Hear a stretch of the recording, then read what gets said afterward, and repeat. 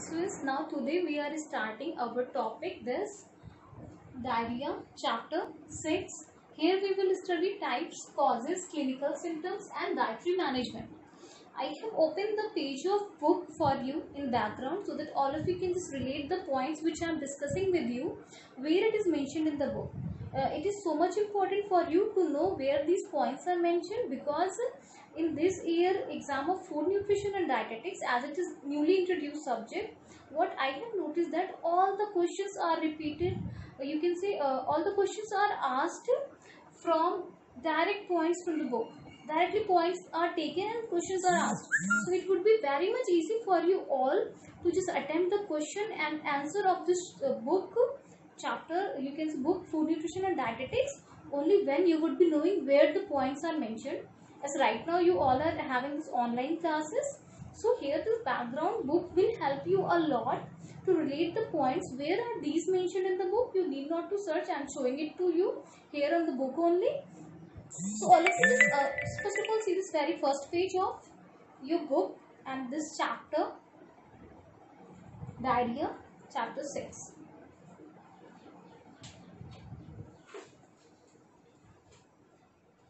As I guess you all have seen this very much first page. Here the thing which we have to focus first on this chapter, or this diarrhea, this definition. This definition can be asked in your exam. What is this definition? I am reading out for you. Like here it is written, the passage of 3 or more loose or liquid stool per day, more frequent passes than normal for individual, is considered as diarrhea. What is diarrhea? Passing liquid or that more loose stools throughout in a day. How many times? That here it is mentioned there. 3 or more. 3 times is other. Then that would be considered here as a diarrhea. Why we have to focus more on the diarrhea? Then we have to focus more on the diarrhea because most of the fluids are lost in diarrhea, as well as those nutrients which are dissolved in the fluid. So that's why what will happen, electrolyte disbalance can occur there. That's why it is just mandatory to just have a control over diarrhea. It is more fatal to whom? Like when it occurs to child, at that time it is more fatal. Here 2 cases are mentioned.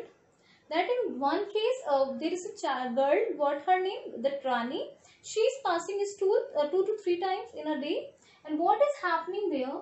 It is mentioned there. She has a history of frequent passing the stools throughout the day. She is well breastfed, but then also she is passing the stool, which is mentioned there, you can see. But they are well formed. That means these are not watery. But her mother is worried. So in that case, there is a need to be worried? No. In which case we need to be worried? In the second case, when we can see 2-year-old boy and he is having the 2-day history of watery diarrhea. That extreme watery stool is passing out. So in that case, there is a need to just pay attention.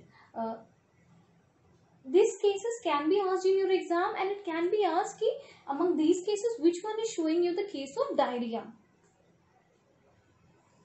The next thing which can be asked in exam related to diarrhea, that is types of diarrhea. Types of diarrhea are of 3 types. What are these 3 types of diarrhea? Acute watery diarrhea, persistent diarrhea and dysentery. It is categorized into 3 types. On which basis it is categorized? You can see here that less than 14 days. Suppose if diarrhea is occurring for less than 14 days, it would be considered as acute watery diarrhea. When it is occurring more than 14 days in you can say patient, at that time it is persistent diarrhea. Persistent means this is occurring. And dysentery, when blood with or without mucus comes out whenever the person is, I think it's visible to you. Yes, when blood comes out with or without mucus from that passing stool, at that time it is called dysentery. It is that problem. These 3 can be asked in your exam, so you need to just focus over these 3 points. The next thing which is asked in exam, that is what are the symptoms of diarrhea. How can we just look at the patient and we can say, yeah, this person is the patient is having diarrhea. So for that, symptoms are there. What are these? First of all, we have just read since the starting of the chapter that watery stool will be passed in this disease, or we can say diarrhea problem. then what will happen? Abdominal cramps means the pain will occur in the muscles of that abdominal region. That thing is there. Sense of urgency to have a bowel movement, that is the person will go for bowel movement frequently. Then is the feeling of nausea and the vomiting, because nutrients are going to get lost from the body and everything will get deficient. That's why the feeling of nausea and vomiting is going to occur. So these are the points, or you can say symptoms of diarrhea. The next symptoms are mentioned here of the severe persistent diarrhea, if it is there. Here we can see that what are the symptoms of severe persistent diarrhea. If the diarrhea is severe and persistent, then what symptoms we can observe? These are dehydration, that means loss of water, then blood is going to come from the stool, and mucus is going to come from the stool, weight loss is going to occur, and what? Fever is going to occur in that, if it is severe persistent diarrhea. So we have to just look after diarrhea very much proper way. Why? Because the diarrhea can lead to this line which is there. Diarrhea can lead to life-threatening. It can be life-threatening, and during diarrhea the stools have high water content, so the loss of nutrients can also occur in case of diarrhea.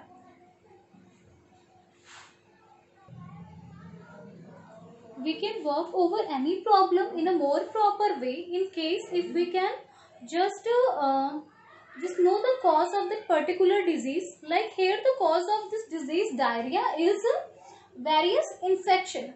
From which organism the infection is going to occur? Let us see that. The very first thing is that it can be bacterial infection. Which bacteria can cause this infection of diarrhea? So that is the Campylobacter, Clostridium difficile, and Vibrio cholerae, Escherichia coli, Salmonella typhi, Shigella. These all are the bacteria which cause food poisoning, or they can cause diarrhea in the body of person. There are viruses also which cause diarrhea. These things can be asked in 1 mark question, or it can be asked more than 1 mark question, but it is important. Now what is that? Virus like norovirus and rotavirus, these also cause diarrhea disease. Parasites such as Giardia intestinalis, it is a parasite which also causes the disease diarrhea. How does the infection spreads? We can see here in the background. Infection spreads through not following the proper hygiene. It spreads from the contaminated food stuff and the water. Now the question arises from where does we have contaminated food stuff and water? So contaminated food stuff and water comes through that is, suppose a vendor is selling the any food stuff which is just cut and it is sold in open area.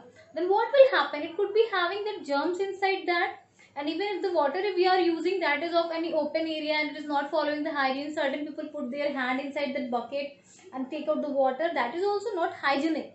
In that case, such kind of diseases can be spread. These are the you can just see causes of disease. Here we can see major objective of just controlling this problem of diarrhea. Objective here means that how can we put our effort to manage or combat with this problem of diarrhea. So here are the certain steps written there. You can see these are highlighted there in the book. What steps are just told here? We can see in the first point it is just mentioned that we have to maintain fluid and electrolyte balance. Fluid and electrolyte balance means that because it is a watery stool, so loss of water and the nutrient is going to occur. So in order to just combat that, we have to balance it by giving fluid and that electrolytes. One thing I want to mention here that every problem has solution in itself. Like in diarrhea, the problem is loss of fluid and loss of electrolytes, nutrients through that. So we have to manage that fluid, electrolyte and nutrients in that. The other problem here was that you have just seen causes. Infection can cause this disease. So we have to prevent or eliminate the causes of this disease diarrhea. Let us see what points are mentioned there. Like here it is mentioned fluid and electrolyte balance, which I have said to you that the problem is loss of fluid and nutrients that we are managing. The second thing is written removal of cause. I just told you this problem is going to occur only in case if the cause is persistent. And what is the cause here? The cause is that particular pathogen we have studied. It can be caused by bacteria, it can be caused by virus, it can be caused by parasite also. So we have to just eliminate those causes. The next thing is given here, that nutritional concern. What is nutritional concern? Because the patient is going to lose the nutrients through the body. So now the function is to maintain the nutrient which are going to get lost through the body. That we have to maintain here. The next thing is here, determining the status of dehydration. How can we look after the patient? Only in that case when we know what is the condition. Suppose if the patient is having normal condition, then things can be managed at the home level, like home remedy. We have that ORS solution and all these things. But if the condition is critical, in that case what we have to do? In that case we have to just go for the expert for the treatment, all these things. Like I have just seen that one girl was there, she was suffering from this problem. So what happened? It was the incident of that area where the people were not that much educated or had information.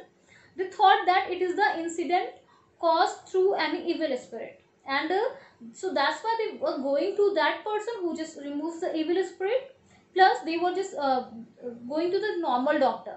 But what thing they have to do? They have to look for the that expert. Now that girl has lost her life, that's too sad, but here the main focus is that we have to look at the status of that particular problem. If it is severe, then we should soon seek to the help of expert. This thing is there. And the next thing is there, fluid management, that is oral rehydration therapy. What is oral rehydration therapy? So in oral rehydration therapy, you all are familiar that in a here liquid like ORS Gold, the solution I have discussed. So that kind of solution is given which is having fluid and electrolytes to maintain the proper functioning of body. The next thing is here, nutritional management. As the patient is going to just lose the nutrients, this is the last point here, not highlighted, but it's the last point. So what happened? Nutrients are going to get lost from the body. So we have to manage those nutrients in the body in order to make the proper functioning of the patient and in order to eliminate this problem of